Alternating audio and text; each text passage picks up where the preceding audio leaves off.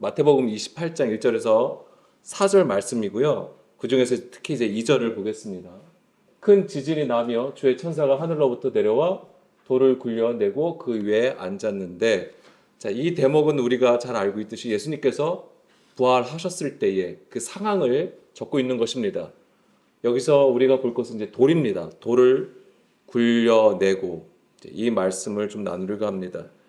당연히 첫 번째 시간, 두 번째 시간하고 연결돼서 우리가 이야기를 하는 거예요.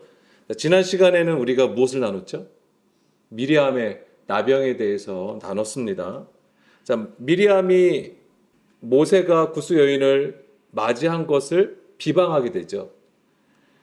그것을 이제 문제 삼아서 이제 비판하게 되는데, 이것 때문에 나병에 걸리게 됩니다. 그래서 민수기 12장 3절 말씀이요. 하나님은 모세에 대해서 이렇게 말씀을 하시는 거예요. 모세의 온유함이 지면의 모든 사람보다 더하다라고 말씀을 하시죠. 자, 그 온유함이 무엇인가라고 했을 때 하나님은 모세와 대면하여서 은밀한 말로 하지 않는다고 하는 거예요. 이게 어떤 공식적으로 내가 모세와 만나서 이야기를 한다라기보다는, 물론 그런 것도 있겠습니다만, 무엇을 의미하냐면 그 비밀을 벗겨주신다고 하는 것이죠. 하나님께서 태초의 말씀에 그 숨겨놓으신 진리의 말씀을 가르쳐 주시는 것을 의미하는 것입니다. 그래서 그 뜻과 하나님의 구원에 이르는 그 지혜를 모세에게 말씀하여 주신다고 하는 것이고, 모세가 그 하나님의 마음과 뜻을 알아서 구스 여인을 취한 것이죠. 근데 이것을 지금 미리암이 비방을 한 것입니다. 그래서 모세는 여호와의 집에서 하나님의 형상을 보는 충성된 종이라고 하나님은 말씀을 하시는 거예요. 이 충성됨도 무엇입니까? 온전한 들음을 통하여 순종한다는 거예요. 그런데 미리암과 아론은 자기들이 가진 율법, 말씀을 가지고 오히려 이 모세를 비방하였던 것입니다. 10절, 12장 10절 말씀에 보게 되면은 이제 미리암이 나병에 걸리는데 눈과 같다라고 여기는 되어 있는 거예요. 이게 물론 하얗게 된 종기를 표현한 것이죠. 예, 근데 이 하얗게 피어난 것을 가지고 눈과 같다라고 얘기를 하는 겁니다. 자, 레위기 13장 2절에서 3절 말씀을 보게 되면 나병의 증상들이 나와요. 여기서 보게 되면은 간단하게 말씀드리면, 예, 처음에 보게 되면 그 피부에 돋는 것, 뾰루지가 나는 것, 색점이 생긴 것, 그리고 3절에 보게 되면 그 피부의 병이 어떠냐면 환부의 털이 휘어졌다고 하는 것과 그 환부 부분이 그 피부보다 우묵해졌다라는 표현을 쓰고 있습니다. 이런 것들이 다 나병의 증상을 얘기하는 것인데, 여기서 나병, 우리가 흔히 아는 그 한센병으로 알고 있는 것인데, 그거는 이제 그 의학에서 얘기하는 병이고요. 여기서는 흔히 말하는 여기 성경에서 말하는 이 나병은 이제 피부병을 얘기하는 거예요. 그래서 다양한 피부병을 우리에게 얘기해 주는 겁니다. 그러니까 이런 것들이 지금 다시 2절부터 보게 되면 뾰루지가 나는 거, 돋아지는 거, 이런 것들이 다 무엇을 얘기하는 겁니까? 하나님의 말씀을 가감한 상태를 얘기하는 거예요. 그래서 자기가 처한 상황을 따라서 더하거나 빼는 상태를 얘기하는 것입니다. 그래서 자기에게 유리하게 그 말씀을 적용하는 것을 말하는 것이죠. 다른 표현으로 하자면 하나님의 계명을 사람의 계명으로 바꾼 것을 얘기하는 것이고, 신약에서는 사도 바울이 특히 얘기한 것이 바로 법조문으로 된 계명의 율법을 가리키는 거예요. 사람의 것으로 기초해가지고 그 말씀을 가르치는 것을 얘기하는 것입니다. 이 모든 것이 다 하나님의 진리를 수건으로 덮어버린 것을 얘기하는 것이죠. 이것이 바로 이제 나병의 증상으로 우리가 읽을 수 있는 것입니다. 자, 3절 다시 보게 되면 3절에서는 이 피부의 병을 진짜로 하는데 환부의 털이 휘어졌다라고 했습니다. 히다, 라반이라는 단어가 쓰였습니다. 여기서는 무엇을 의미합니까? 하나님을 섬기어요. 그렇지만은 외식하는 것을 보여주는 겁니다. 마태복음 23장 27절, 예수님 당시에도 예수님께서 유대교의 구조에 대해서 책망하신 말씀이 이런 것들이죠. 특히 이제 27절을 보게 되면은 외식하는 서기관들과 바리새인들이여 회칠한 무덤 같으니, 회칠한 무덤, 이게 이제는 희다라고 하는 의미예요. 겉으로는 아름답게 보이지만 그 안에는 무엇이 있습니까? 사람의 뼈와 모든 더러운 것이 가득하다라고 하는 것이죠. 왜 무덤에 회를 회칠합니까? 부정한 거잖아요. 죽은 거잖아요. 그 부정한 거를 가리기 위해서. 근데 사실은 변하지는 않은 거죠. 근데 단지 그게 회를 칠함으로써, 하얗게 칠함으로써 그것이 부정해서 자기들이 부정하지 않게 된다라고 여기는 것이죠. 이런 것들이 다 율법의 행위가 되는 것이죠. 이런 것들을 다 외식이라고 말씀을 하시는 거고 책망하시는 거예요. 그래서 이 성경에서 나병은 죄와 부정함을 나타내는 것이고 그것이 이제 하나님의 심판이 되는 것이었습니다. 특히 미리암의 나병은 무엇을 하나님께서 책망하시고 심판하신 거냐면 비방하는 거예요. 근데 이 비방이 단순하게 그 상대방을 모욕하는 것으로 끝나는 게 아니라 그 비방이 무엇부터 나온 거냐면 하나님의 언약, 하나님의 구원에 대해서 깨닫지 못하는 그 영적 무지함에서 오는 거예요. 이것을 책망하신 것이죠. 제가 왜 계속 이것을 연결해서 말씀을 드리냐면은 오늘 이제 돌에 관한 것을 말씀을 드리는 것이지만은 그러한 영적 무지함, 그것이 바로 우리의 돌이라고 하는 것, 돌을 가지고 있는 상태라고 하는 것입니다. 특히 오늘 처음에 말씀드렸던 것처럼 마태복음 28장, 예수님이 부활하실 때 어떤 일이 벌어진 거예요? 예수님께서 그 무덤에서 나오시려면은 반드시 그 돌무덤이란 말이에요. 그 입구를 무엇으로 무엇이 막고 있는 거예요? 돌이 막혀 있단 말이에요. 그거를 굴려내야지만 거기서 나올 수 있다라고 하는 거예요. 제 생각에는 예수님이 막 초능력처럼 막 이렇게 해가지고 쫙 해가지고 이렇게 손짓만 하면 그냥 굴러갈 것 같은데 그거를 그렇게는 안 하시고 이제 천사가 와서 그것을 굴린다라는 표현을 썼단 말이에요. 자, 이런 것들이 우리가 무엇인지를 알아야 되는 것이고 다시 민수기 12장 10절로 돌아가겠습니다. 여기서 나병을 눈과 같다라고 했는데 여기서 눈과 같다라는 것은 쉘레그라고 되어 있습니다. 쉘레그. 이게 이제 희다라는 의미인데 희다라는 뜻이에요. 근데 무엇을 의미하냐면 수의를 입은 것을 얘기하는 거예요. 수의. 수의는 언제 입죠? 예, 죽었을 때 입는 것이죠. 그러니까 지금 미리암이 나병이 걸린 것이 무엇을 의미하냐면 죽은 것을 의미하는 거예요. 그래서 지난 시간에 이 나병과 원죄를 연결해서 말씀드렸어요. 그래서 창세기 3장에서 보게 되면은 선악을 알게 하는 나무의 열매를 먹음으로써 아담과 하와가 에덴 동산에서 추방되는 거잖아요. 지금 밖으로 쫓겨난 것이죠. 그것이 죽은 것이라고 말씀을 드렸잖아요. 그 수의를 입은 상태가 되는 거예요. 이 나병이라는 게. 그래서 이 죽음이 어디서 처음 나오죠? 창세기 2장 17절 말씀에서 나옵니다. 선악을 알게 하는 나무를 먹지 말라. 반드시 죽는다라고 하시잖아요. 여기서 죽다가 무투예요. 근데 반드시 죽다, 무투 두 번 사용이 된 겁니다. 물론 이게 두 번 단어가 연속해서 사용된 것은 강조의 의미도 있습니다만 강조의 의미도 있어요. 그런데 한 가지 더 말씀을 드리면 선악과를 먹으면 죽죠. 그렇죠? 죽은 상태에 이르게 돼요. 근데 또 그 죽음에서 반드시 또 죽어야 돼요. 그런 의미 또한 있는 거예요. 그런 의미가 여기 안에 담겨져 있는 겁니다. 여기서의 죽음은 무엇을 의미하는 것이죠? 하나님께서 먹지 말라고 했던 선악과를 먹음으로써 에덴 동산에서 쫓겨난 것이잖아요. 그것이 바로 이제 원죄가 되었던 것이고 바로 이 나병이 이거와 관련이 된 것이고요. 자, 오늘은 그 미리암과 연결해서 이 신약의 얘기를 하려고 하는 거예요. 마태복음 28장 1절이요. 자, 부활 첫날 예수님은 누구에게 먼저 그 모습을 보여주셨습니까? 마리아에게 보여주시는 것이죠. 막달라 마리아라고 표현이 되어 있습니다.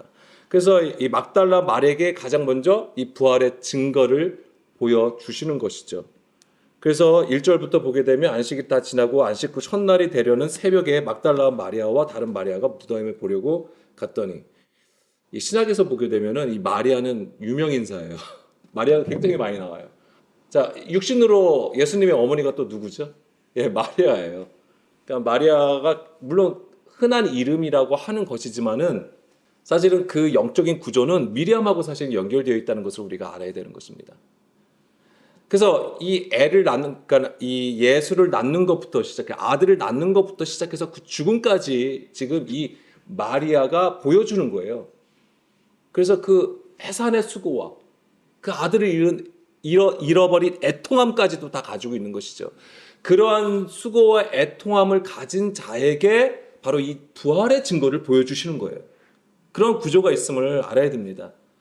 자, 마가복음 16장 9절에서도 부활 첫날에 마리아에게 보여주신 걸 나오는데 여기 좀 구체적으로 얘기를 하고 있습니다. 그 마리아가 어떤 마리아였습니까? 전에 7 귀신을 쫓아내어 주신 막달라 마리아라고 되어 있는 거예요. 아니 굳이 예수님이 부활하신 거고 부활하신 예수님을 만난 게 마리아인데 굳이 그 전에 7 귀신 들렸다는 것을 왜 얘기해 줄까요? 솔직히 말하면 인간의 입장에서는 마리아 입장에서는 아마 그게 좀 그걸 좀 말하지 않았으면 좋지 않았을까 이런 생각도 들긴 합니다. 근데 이런 표현까지 쓴 것은 이 7 귀신은 무엇을 의미하는 것입니까? 7 귀신, 그러니까 귀신 자체가 무엇을 얘기하는 것입니까? 예, 비진리를 가진 상태를 얘기하는 거예요. 그래서 우리가 내 마음대로 행하는 하나님의 그 온전함에서 벗어난 상태가 귀신의 상태예요. 비진리를 가진 상태. 근데 그것이 7이라는 것은 그 비진리도 내가 온전하게 아주 견고하게 가지고 있는 상태를 얘기하는 거예요. 굳이 구약의 그림으로 얘기하자면 여리고성과 같은 아주 견고한 것이죠. 인간으로서는 바벨탑을 쌓은 것과 같은 모습이 되는 거예요. 그러한 막달라 마리아를 고치셨는데 그 막달라 마리아가 부활하신 예수님을 만나는 것이죠. 다시 마태복음 28장 2절로 돌아가서 2절 보게 되면 큰 지진이 나고 주의 천사가 하늘로부터 내려와서 돌을 굴려내고 그 위에 앉았다라고 했습니다. 큰 지진이 났다라고 되어 있잖아요. 이제 이런 것들이 이제 징조예요. 우리가 부활하신 예수님을 보는 징조 중에 하나가 이제 큰 지진이 나는 것인데 이 지진이 나고 이제 천사가 하늘로부터 내려와야지만 이제 돌이 굴려지게 되는 거예요. 자, 예수님이 죽으신 후에 안치된 곳이 바로 돌무덤이 되는 거예요. 그래서 이 커다란 사람 한두 명이 옮겨질 수 있는 그런 돌이 아니겠죠. 그런 돌로 막혀져 있는 곳에 예수님이 있는 거예요. 이 돌무덤 누가 준비해 주신 거죠? 자, 57절. 마태복음 27장 57절 말씀해 볼게요. 아리마대 요셉으로 나옵니다. 저물었을 때의 아리마대 부자 요셉이라 하는 사람이 왔으니 그도 예수의 제자라. 예수의 제자예요. 근데 뭐 가난한 자들만 세리들만 예수님의 제자가 된 게 아니에요. 드러나지 않은 제자들도 있다라고 하는 것이고 그 다음에 공회원들도 중에서도 예수님을 따르는 예수님을 따르는 자들도 있었죠. 그래서 이게 사실은 대단한 사람이었어요. 왜냐하면 빌라도한테 가가지고 예수의 시체를 달라고 하잖아요. 그게 일반 사람이 가서 할 수 있는 일이 아니란 말이죠. 그리고 어느 사회적인 위치에 있었을 것인데 예수를 달라고 하는 것은 자기가 생명의 위협을 무릅쓰고 달라고 하는 것이거든요. 그런 자가 준비했던 무덤이었습니다. 그리고 거기에 예수님을 안치하게 되는 것이죠. 자, 이 무덤, 예수님이 죽으신 후에 무덤에 들어가시는데 여기서 나오려면 이 돌이 어쨌거나 이제는 제거가 돼야 되는 것입니다. 그럼 이 돌을 굴려내는 것이 무엇을 의미할까요? 자, 그러려면 다시 마태복음 28장 2절 천사가 내려와야 돼요. 천사가 내려와야 됩니다. 자, 우리는 사실 이런 그림들이 있죠. 자, 돌무덤이 있습니다. 거기 커다란 바위가 있어요. 그런데 천사가 가서 그 위에 앉아 있는 것이고, 그리고 앉아 있으면서 이제 무덤이 열리고 예수님이 나오는 장면. 우리는 이제 이 그림을 가지고 있는 거지요. 그런데 이제 이런 것들이 우리에게는 어떻게 우리가 읽을 수 있을까를 이제는 고민을 해야 됩니다. 천사는 앙겔로스라고 되어 있습니다. 그래서 천사. 그래서 우리가 이 천사는 영적 존재예요. 그래서 우리가 상상하는 그 날개가 쫙 펴고 흰 옷 입고 뭐죠?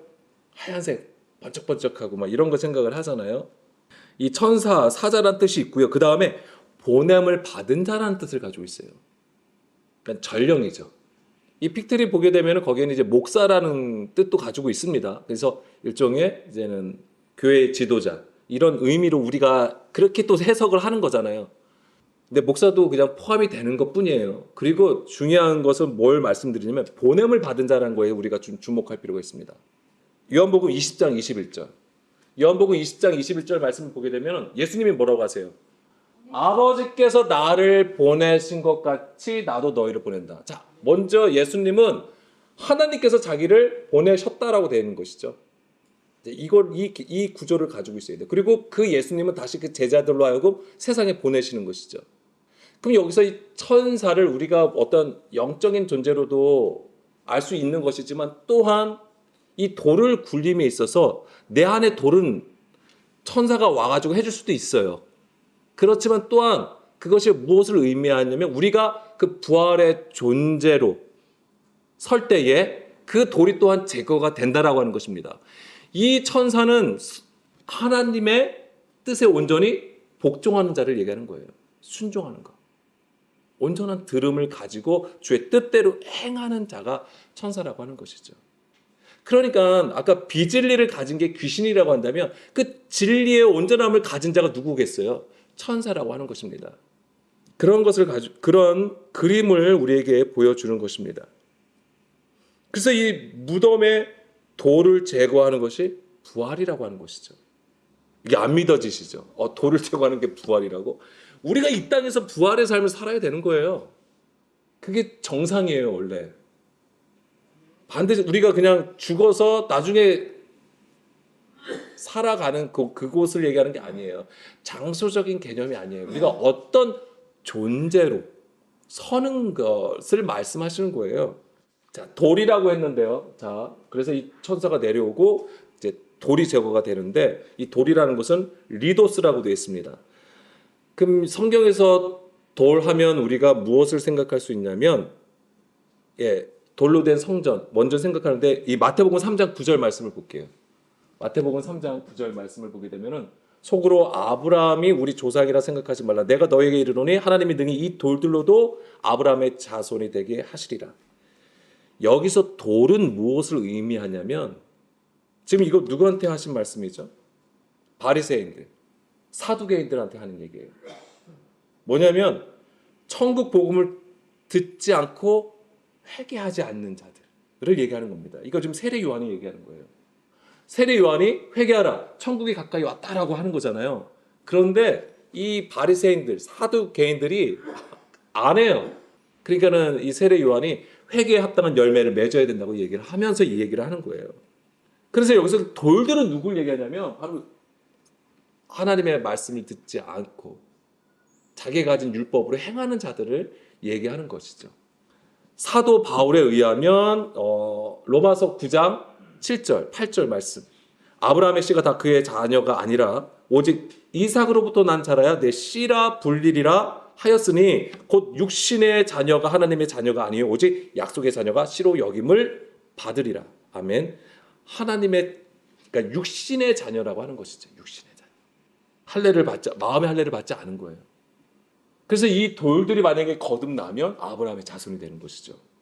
그래서 이 돌을 제거한다는 것은 우리 안에 육신의 구조를 무너뜨리는 것을 얘기하는 것이고요. 자, 예수님은 이것을 요한복음 2장 19절 이 성전을 헐라라고 말씀하십니다. 그래서 그 당시에 돌 성전 헤롯 대왕이 예루살렘 성전을 어마어마하게 지어놓은 거예요. 로마의 소문이 날 정도로 그 건축물이 대단한 거였어요. 그 당시에는. 또한 유대인들하고 사실은 이 헤롯 대왕은 친하지 않아요.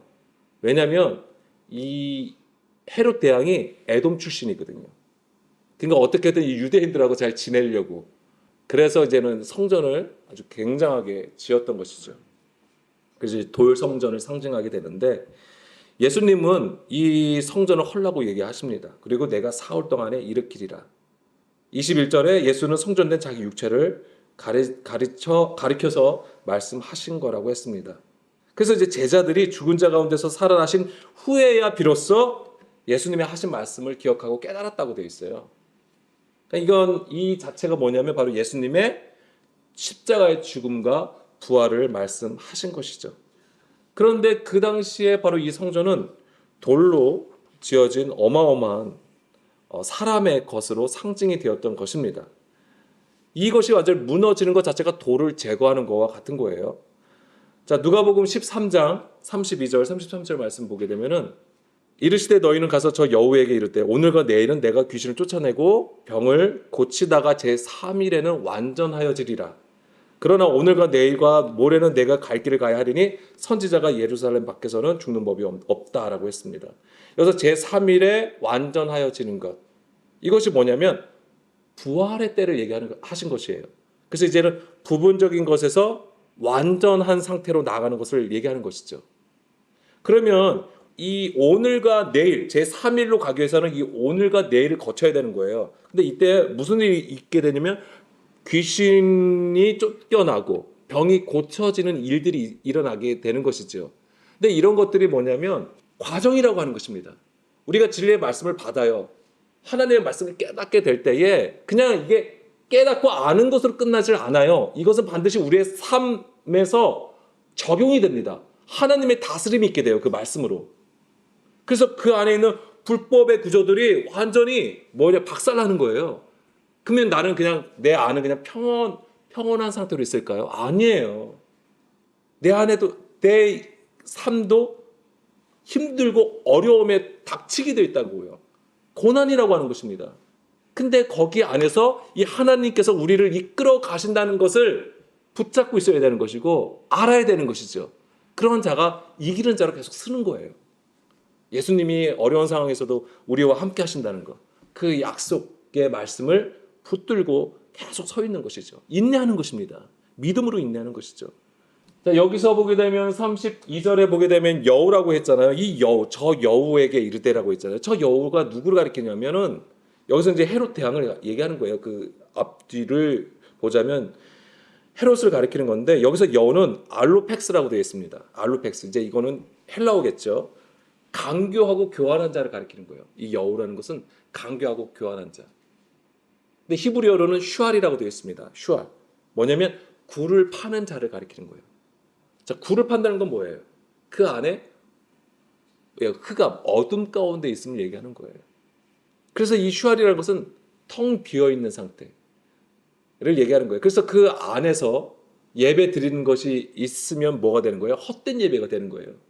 그래서 그 당시에 성전이 바로 그랬던 거예요. 이 성전이 하나님께서는 기도하는 집으로, 만민이 기도하는 집으로 만드셨단 말이에요. 그런데 이 유대인들이 그렇게 안 한 거예요. 뭘 만들어 버렸죠? 강도의 소굴로 만들어 버린 거예요. 뭐예요? 슈알의 집단으로 만들어 버린 것이죠. 그래서 예수님이 뭐 어떻게 하십니까? 다 그냥 엎어버리시잖아요. 그래서 이 여우는 바로 이 굴을 파는 자로 이제는 그 어둠 가운데서 죽은 자임에도 불구하고 자기는 그냥 열심으로 하나님 앞에 예배 드리는 것을 보여주게 되는 것입니다. 그래서 이제 누가복음 13장 계속 이어지는 겁니다. 34절에 예루살렘아 예루살렘아 이렇게 얘기하시고 35절에 너희 집이 황폐하여 질 것을 예수님이 말씀을 하시는 겁니다. 이것을 무너뜨리는 것. 이것을 무너뜨리는 것이 바로 큰 지진이라고 하는 거예요. 이 큰 지진이 일어나서 무너뜨리는 거예요. 이 큰 지진은 바로 하나님의 말씀으로 우리 안에 육신의 구조를 완전히 무너뜨리시는 것이죠. 제가 지금 생각이 난 건데 뭐냐면 자, 예수님이 죽으셨어요. 마태복음인가요? 마태복음 27장 50절 53절 말씀 볼까요? 자, 예수님께서 이제 죽으셨습니다. 십자가에서. 예수께서 다시 크게 소리 지르시고 영혼이 떠나가신다. 예수님께서 이제 십자가에 죽으셨습니다. 그러니까 그 다음에 어떤 일이 벌어졌어요? 성소의 휘장이 찢어져서 둘로 나눠졌다고 했습니다. 이건 뭘 의미하죠? 이것은 뭐냐면 그 전에는 뭐예요? 이게 지성소예요. 하나님의 보좌가 있는 곳이 이제 가려져 있었던 것이에요. 이게 뭐냐면 주께로 나아가는 주의 보좌로 나아가는 길이 열린 것을 얘기하는 겁니다. 그러니까 그 당시 이제 뭐냐면 이게 물론 구조적으로 굉장히 중요한 기능을 했던 것인데 그 당시에 유대교의 구조 안에서 이 얘기를 보자면 막은 거예요. 사람의 계명으로 하나님께 나아가는 것을 막고 있는 거예요. 비진리로 가려버린 상태가 된 것인데 이게 예수님이 십자가로 찢으신 거예요. 그래서 주께로 나아가는 길을 열어주신 것이고 그 다음에 둘이 되고 그 다음에 땅이 진동하며 바위가 터졌어요. 자, 이게 뭐예요? 우리의 육신의 구조를 얘기하면서 어떻게 되죠? 무덤들이 열리면서 자던 성도의 몸이 많이 일어나되 53절에 예수의 부활 후에 그들이 무덤에서 나와서 거룩한 성에 들어가 많은 사람들에게 보였다라고 되어 있습니다. 이게 뭘 보여줄까요? 무덤이 열리고 자, 예수님의 십자가로 인해서 무덤이 열리는 거예요. 땅이 흔들리고 지진이죠. 흔들려요. 바위가 깨져요. 우리 안에 굳은 것들이 다 깨지는 것입니다. 고온가루가 되는 것이죠. 그래서 무덤에서 잠자던 자들이 어떻게, 죽은 자 가운데서 있던 자들이 어떻게 되는 거예요? 일어나는 것은 뭐예요? 요한복음 찾지 마세요. 요한복음 5장 24절 25절 말씀이야. 마지막 때 하나님의 아들의 음성을 듣는 자는 살아나는 것이죠. 이게 뭐냐면 듣는 거예요. 들어짐으로써 살아나는 것이고, 그들이 어디로 들어갑니까?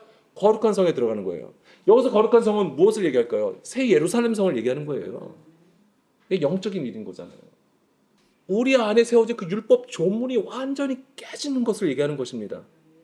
우리 안에 완고함, 우리의 완악함, 목이 곧은 거, 목이 뻣뻣한 우리의 교만.